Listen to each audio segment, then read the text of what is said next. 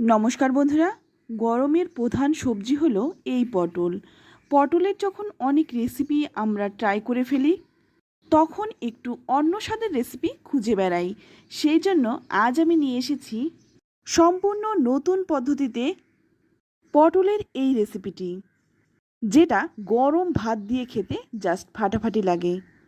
আর এই গরমে যখন কিছুই খেতে ভালো লাগছে না, অবশ্যই পটলের এই রেসিপিটি ট্রাই করুন। কথা দিচ্ছি, ঠকবেন না। চলুন তাহলে দেরি না করে রেসিপিটি দেখে নেওয়া যাক। তো রান্নাটা করার জন্য প্রথমেই এখানে নিয়েছি 500 গ্রাম পটল। আর পটলটা কিন্তু প্রথমেই ভালো করে পরিষ্কার জল দিয়ে ধুয়ে নিচ্ছি। আর দেখুন, এখানে কিন্তু একদম কচি পটলগুলো নিয়েছি। আর রান্নাটা যখন করবেন অবশ্যই কচি পটল নেওয়ার চেষ্টা করবেন। কচি পটলটাই খেতে কিন্তু বেশি ভালো লাগে। এবার দেখুন, পটলের খোসাটা কিন্তু আমি ছাড়াচ্ছি না। পটলের কিন্তু হালকা যে আঁশটা রয়েছে সেটা আমি একটা ছুরির সাহায্যে চেঁচে ফেলে দিচ্ছি। তারপর দুদিক থেকে একটু কেটে নিলাম। আর এইভাবেই কিন্তু সমস্ত পটলগুলো আমি কেটে নেব। তো আপনারা দেখতেই পেলেন, পটলের কিন্তু হালকাভাবে খোসাটা ওপর থেকে চেঁচে ফেলে দিলাম। আর চাচার পরে দেখুন, পটলের গায়ে যে খোসাগুলো লেগে রয়েছে সেটা কিন্তু আমি আরেকবার ভালো করে জল দিয়ে পরিষ্কার করে নেব। এতে করে পটলটা একদম পরিষ্কার হয়ে যাবে। তো দেখুন, পটলটাকে কিন্তু খুব ভালো করে কচলে কচলে আর একবার ধুয়ে নিচ্ছি। তো পটলটা খুব ভালো করে পরিষ্কার করে নিলাম। এবার আমি পটলটা কেটে নেব। তবে পটলটা আমি কিভাবে কেটেছি সেটা একটু দেখিয়ে দিচ্ছি। পটলটা কিন্তু এক সাইড থেকে একটু পাতলা পাতলা করে কাটছি, একদমই কিন্তু কেটে ফেলছি না, যাতে একটু করে লেগে থাকে সেইভাবে কিন্তু কেটে নিচ্ছি। এবার উল্টো দিক থেকে কিন্তু আবারও কেটে নিচ্ছি। এইভাবে কাটলে দেখবেন যে একটা ফুলের মতন হয়ে যাচ্ছে। এইভাবে কিন্তু আমি সমস্ত পটলগুলো কেটে নিলাম। তো দেখে বুঝতেই পারলেন আমি কিভাবে পটলগুলো কেটেছি। একটু খেয়াল করলে কিন্তু আপনারাও কেটে নিতে পারবেন। তো সমস্ত পটলগুলো কেটে নিয়েছি। এবার এর মধ্যে দিয়ে দিচ্ছি পরিমাণ মতো লবণ, আর দিয়ে দিচ্ছি হাফ চামচ হলুদ গুঁড়ো। এবার এই লবণ আর হলুদ গুঁড়োটা পটলের গায়ে খুব ভালো করে মেখে নেব। হাত দিয়ে একটু রগড়ে রগড়ে মেখে নেব, যাতে করে পটলের গায়ে নুন হলুদটা ভালো করে ঢুকে যায়। তো বন্ধুরা, পটলের এই রেসিপিটি কিন্তু গরম ভাত দিয়ে খুবই ভালো লাগে। আপনারা একবার হলেও ট্রাই করুন। তো ভালো করে মেখে নিয়ে 10 মিনিট এভাবেই রেখে দেব। এবার অপর দিকে কড়াই গরম করে নিয়ে এখানে দিয়ে দিলাম 2 চামচ সর্ষের তেল। তেলটা ভালো করে গরম করে নিয়েছি। আর এই পটলটা কিন্তু আমি 15 মিনিটের মতো নুন হলুদটা মাখিয়ে রেখেছিলাম। তারপর কিন্তু অনেকটাই জল বেরিয়েছিল। জলটা চেপে চেপে ফেলে দিয়ে তারপর এই গরম তেলের মধ্যে দিয়ে দিচ্ছি। তো এখানে কিন্তু আমি সবগুলো পটল একই সঙ্গে ভেজে নিচ্ছি।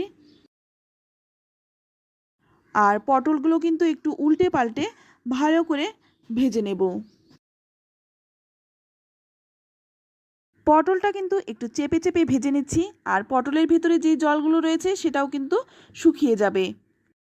তো পটলগুলো খুব ভালো করে ভেজে তুলে নিলাম। এবার রান্নাটা করার জন্য একটা মশলা বানিয়ে নিচ্ছি। এর জন্য প্রথমে একটা প্লেট নিয়ে নিলাম। এর মধ্যে নিয়ে নিচ্ছি 1 চামচ হলুদ সর্ষে, আর নিয়ে নিচ্ছি 1 চামচ কালো সর্ষে। আমি কিন্তু 2 রকমের সর্ষে মিশিয়ে করেছি, আপনারা চাইলে 1 রকমের সর্ষেটা দিয়েও করতে পারেন। এবার নিয়ে নিচ্ছি হাফ চামচ কালো জিরে। তারপর দিয়ে দিচ্ছি 3 কোয়া রসুন। এবার নিয়ে নিচ্ছি 4টে কাঁচা লঙ্কা, ঝালটা নিজেদের স্বাদ অনুযায়ী দেবেন।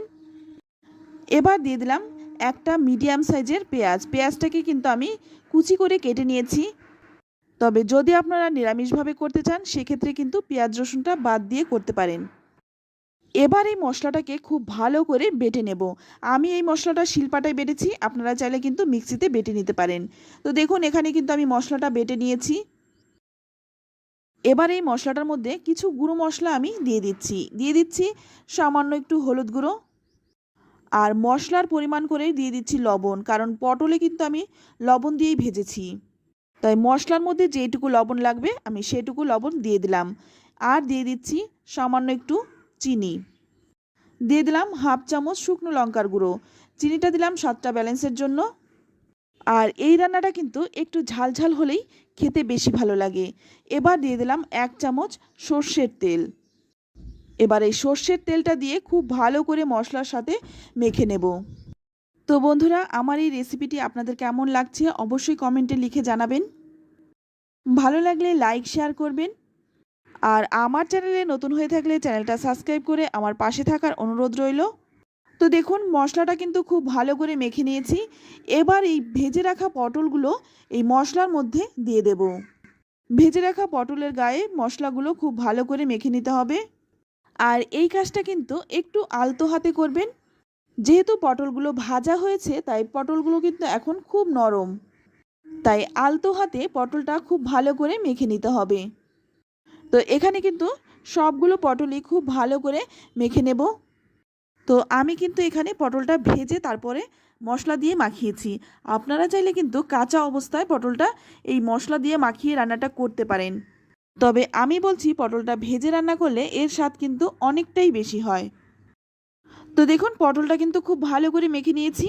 এবার ওই বাদবাকি যেই তেলটুকু ছিল সেই তেলের মধ্যে আমি এই মেখে রাখা পটলটা দিয়ে দিচ্ছি। আর সম্পূর্ণ পটলটা দেওয়ার পরে এই মশলাটা কিন্তু সামান্য একটু জল দিয়ে ভালো করে ধুয়ে তারপরে দিয়ে দিলাম। তো এবার কিন্তু ভালো করে একটু নেড়েচেড়ে মিশিয়ে নিচ্ছি। আর রান্নাটা কিন্তু অবশ্যই একদম লো আঁচে করতে হবে। লো আঁচে রান্নাটা করলে মশলার কাঁচা গন্ধটাও কিন্তু চলে যাবে। তো ভালো করে নেড়েচেড়ে মিশিয়ে নিয়ে এবার একটা ঢাকা দিয়ে 5 মিনিট রেখে দেব। 5 মিনিট পর ঢাকনাটা খুলে নিয়েছি। আর দেখুন মশলাটা কিন্তু একটু লেগে লেগে গেছে। আর মশলাটা যদি এই রকম কড়াইয়ের গায়ে একটু লেগে লেগে যায় সেটাই কিন্তু খেতে বেশি ভালো লাগে। পটলটা একটু উল্টে পাল্টে দিয়ে আবারও একটা ঢাকা দিয়ে রাখবো 2 মিনিট। 2 মিনিট পর দেখুন ঢাকনাটা খুলে নিয়েছি। আর এখন কিন্তু রান্নাটা প্রায় হয়েই এসছে। এবার এর মধ্যে দিয়ে দিচ্ছি 1 চামচ কাঁচা সর্ষের তেল। কাঁচা সর্ষের তেলটা দিয়ে আবারও কিন্তু ভালো করে নেড়েচেড়ে মিশিয়ে নেব। তারপর গ্যাসের আঁচটা বন্ধ করে 5 থেকে 7 মিনিট স্ট্যান্ডিং টাইম দিয়ে দেব। তারপর নামিয়ে নেব। তো দেখুন নামিয়ে নিচ্ছি। তো বন্ধুরা, ভাত খাওয়ার জন্য সবগুলো পটলের প্রয়োজন হবে না, একটা পটলেই কিন্তু সবগুলো ভাত খেয়ে নিতে পারবেন। সাধারণ ঘরোয়া মশলায় অসাধারণ একটি পটলের রেসিপি। আশা করছি আপনাদেরও ভীষণ ভালো লাগবে। রেসিপিটি ভালো লাগলে লাইক কমেন্ট শেয়ার করবেন। আর আপনি যদি আমার চ্যানেলে নতুন হয়ে থাকেন চ্যানেলটা সাবস্ক্রাইব করে নেওয়ার অনুরোধ রইল। আজ এই অবধি। আবারও দেখা হবে অন্য কোনো নতুন রেসিপিতে। ততক্ষণ সকলে ভালো থাকবেন, সুস্থ থাকবেন আর সকলকেই ধন্যবাদ।